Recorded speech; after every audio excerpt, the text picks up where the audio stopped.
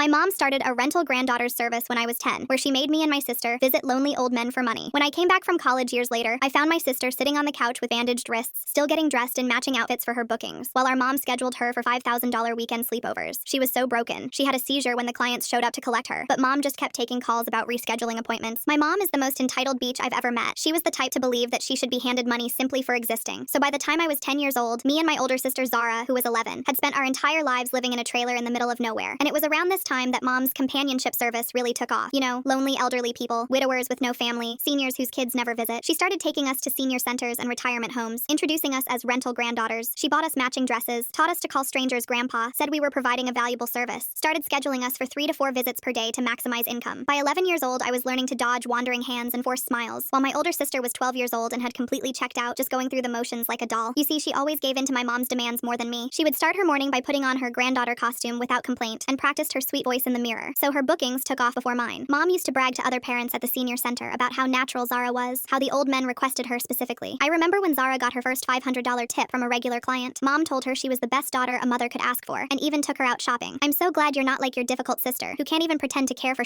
Her backhanded comments were designed to hurt me, but instead they just made me feel bad for Zara, because I was forced to watch as she became more and more empty inside. Eventually she had so many regular clients requesting her that I couldn't even compete anymore, so I started making myself less appealing, talking back, refusing to sit on laps, accidentally spilling drinks. And I tried to wake Zara up, hoping it would make something click in her head. Don't you feel gross when Mr. Peterson touches your hair? I'd ask her at night, or sometimes I'd show her the scratches I made on my arms and ask if she wanted to talk, but she'd just stare at the wall. And by the time she had turned 15, they had serviced over 1,000 lonely seniors, and mom had business cards printed up. Then came the next wave of mom's BS, the premium packages. I still remember the day she came home with new matching nightgowns. She was showing them off while explaining the sleepover service for extra lonely clients. My mom made Zara model hers, and that evening she literally threw a wine party for potential clients' families. Not for her birthday, not for any major celebration. It was solely to network with adult children who felt guilty about abandoning their parents. Over the next few weeks, Zara became mom's premium service provider. Overnight stays, weekend trips, live-in arrangements during holidays. By this point, I was 13 years old and had learned to hurt myself enough to avoid bookings since the beginning. And even though I knew it was wrong, all I wanted was my mom's approval. So I agreed to take some day visits, but made sure to come back with complaints about behavior. And she thanked me, but that was it, because it was already too late. Zara had regular clients who specifically requested her, and to mom's network, I would always just be the difficult daughter. At the senior centers, staff would pull me aside and whisper that Zara was so patient, so sweet. Other times I'd see her walking out of rooms with that 1,000-yard stare, adjusting her dress, and I didn't even have a sister anymore, because anytime I tried to talk to her, she would just say she was tired and turn away. Fast forward to when I turned 17, and I finally moved out for college. I changed all my contact information and moved to Jamestown in Tennessee, somewhere no one would recognize me. I finally got my fresh start. I stopped flinching when older men talked to me. I met friends who had normal families. I stopped checking my arms for fresh cuts every morning. And a few years later, when I was doing my routine check of mom's business Facebook page, I saw that she had stopped posting about Zara. This was strange because Zara was still her star employee, and the comments were full of clients asking for bookings. Part of me was extremely worried, but mostly, I was curious as heck. So much so that I ended up going back home for Thanksgiving that year. The second my mom opened the door, she slapped me across the face. "You selfish brat! How could you have abandoned your family business?" I sighed and just shoved past her, completely expecting this response. "Zara, get out here! Show your sister what you've been working on!" That's when I heard it. A flat, emotionless voice from the living room. "I can't right now." I walked in and saw Zara sitting on the couch, staring at nothing. Her wrists were wrapped in bandages. She looked like a ghost. As I sat next to her, she finally looked at me with those empty eyes. "Mr. Williams had a heart attack last week during a visit. She couldn't finish. Her words were hollow, and she was practically catatonic. Mom says I need to be ready for the memorial. His family wants me to speak about what a good grandfather he was." I was ready to make our mom pay. I grabbed her shoulders, trying to get through to her. She didn't even react. Mom stormed into the room, her face twisted with rage. "Don't you dare upset her. She has work tomorrow." Mom yanked me away from Zara, her nails digging into my arm. 3 bookings lined up. The Williams family specifically requested her for the memorial service. I shook her off and stood between her and Zara. "She's not going anywhere. Look at her. She needs help." Mom's laugh was sharp and bitter. "Help? She needs to work. Do you know how much money we've lost since you abandoned us? The business barely stays afloat with just one girl." I glanced back at Zara. She hadn't moved, hadn't blinked. The bandages on her wrists were fresh. Probably changed this morning. My stomach churned. "What happened to her wrists?" I demanded. Mom waved dismissively. "She had a little accident. Nothing serious. The clients don't even notice if she wears long sleeves. A little accident." I moved closer to Zara again, sitting beside her on the couch. This time, Mom didn't stop me. She was too busy ranting about lost income and ungrateful daughters. "Zara," I whispered, "I'm here now. I'm going to help you." Her eyes shifted slightly toward me, but there was no recognition, no spark of the sister I once knew, just emptiness. Mom's phone buzzed. She answered it with her business voice, all sweetness and light. "Hello, Mrs. The Chen. Yes, Zara is available this weekend." "The whole weekend?" "Of course. She loves spending time with Mr. Chen." I watched Zara flinch at the name. It was subtle, just a slight tightening around her eyes, but it was something. She was still in there somewhere. Mom hung up and smiled at me. "See? Business is booming. If you'd stayed, we could have expanded. Maybe opened a second location." "You're insane," I said. Her smile vanished. "I'm a businesswoman. I saw a need in the market and filled it. These lonely old people need companionship. We provide a service. You're selling your daughters. I'm providing for my family." She slammed her hand on the coffee table. "Everything I've done has been for you girls. The clothes, the training, the connections. dreams? Do you know how many mothers would cull for the opportunities I've given you? I stood up, pulling Zara with me. She was lighter than I remembered, fragile like a bird. We're leaving. Mom blocked our path. She's not going anywhere. She has contracts, commitments. The Chen family alone pays $5,000 a month for exclusive weekend access. $5,000 a month for weekend access to my sister. My hands shook with rage. Get out of the way, I said. Or what? You'll call the police? Go ahead. Tell them about our legitimate companionship service. Show them the contracts. Everything is perfectly legal. She was right. I knew she was right. That's why she'd been so careful all these years. Why she'd networked with the families. Why she'd created the perfect cover story. Rental granddaughters. Companionship for the elderly. Nothing technically illegal about it. Zara swayed beside me, and I tightened my grip on her arm. Come on, Zara. Let's go to your room. Mom stepped aside, smirking. Fine, but she has a booking at 9 tomorrow morning. Mr. Peterson specifically requested her. He's been so lonely since his wife died. Mr. Peterson, the one who liked to touch her hair. I remembered him from years ago. His trembling hands and wet eyes. The way he'd stare at us in our matching dresses. I guided Zara down the hallway to her old room. It looked exactly the same as when I'd left, except for one thing. The closet was full of those matching dresses, in adult sizes now. Different colors, different styles, but all with the same innocent little girl aesthetic that made my skin crawl. Zara sat on the bed and stared at the wall. I sat beside her, not sure what to say or do. How do you bring someone back from this kind of emptiness? Remember when we used to plan our escape? I asked softly. We were going to run away to the city, get jobs at a mall, share an apartment. Nothing. You wanted to be a teacher. You said you'd teach kids to read, make sure they had better lives than us. Still nothing. I noticed a notebook on her nightstand. Opening it, I found pages and pages of the same sentence written over and over. I am providing a valuable service. I am providing a valuable service. I am providing a valuable service. Mom appeared in the doorway. She writes that every night before bed. Helps her remember her purpose. You're a monster, I said. I'm a mother who refused to let her children starve. When your father left us with nothing, I found a way to survive, to thrive even, by selling us to old men, by providing companionship to lonely seniors. God, you always were so dramatic. No one's forcing Zara to do anything. She could leave anytime she wants. I looked at my sister, at her bandaged wrists and empty eyes. Yeah, she looks really free to me. Mom's phone buzzed again. Another booking, probably. Another lonely old man willing to pay for time with a young woman who'd been trained since childhood to call him grandpa. I need to take this, Mom said. Make sure Zara gets to bed early. Mr. Peterson likes her well rested. She left, already switching to her business voice. I could hear her in the hallway, negotiating rates and services like my sister was a product in a catalog. I turned back to Zara. We're getting out of here. Both of us. Tonight. For the first time since I'd arrived, Zara spoke unprompted. I can't. Yes, you can. I have an apartment. A job. I can take care of you. I can't, she repeated. I have bookings. Forget the bookings. I can't. Her voice was mechanical, rehearsed. I provide a valuable service. The clients need me. Mr. Peterson needs me. Mr. Chen needs me. They're all so lonely. I wanted to shake her, to scream, to somehow break through whatever programming our mother had drilled into her head, but I could see it was useless. Years of this had broken something inside her. Mom's voice drifted from the kitchen, still on the phone. Yes, overnight stays are available. Zara is very experienced with that service. I stood up, pacing the small room. There had to be a way to help her, to get her out of this nightmare. But how do you save someone who doesn't even know they need saving? The front door opened, and I heard a man's voice. Familiar, but I couldn't place it. Is Zara ready? I know I'm early, but I couldn't wait to see my special girl, Mr. Peterson. He wasn't supposed to be here until tomorrow morning. Mom's voice was apologetic. Oh wow, this just got so much darker. I can't believe the mom is actually scheduling these bookings right in front of her daughter like it's just normal business. I'm so sorry, Mr. Peterson. There's been a slight mix-up with the scheduling. Zara isn't quite ready yet. Oh, that's fine. I'll wait. Is she in her room? I could help her get ready. My blood ran cold. I moved to block the doorway as footsteps approached. Mr. Peterson appeared in the hallway, older than I remembered but with the same hungry eyes. He saw me and frowned. Who's this? My younger daughter, Mom said quickly. She's just visiting. His eyes lit up. The difficult one.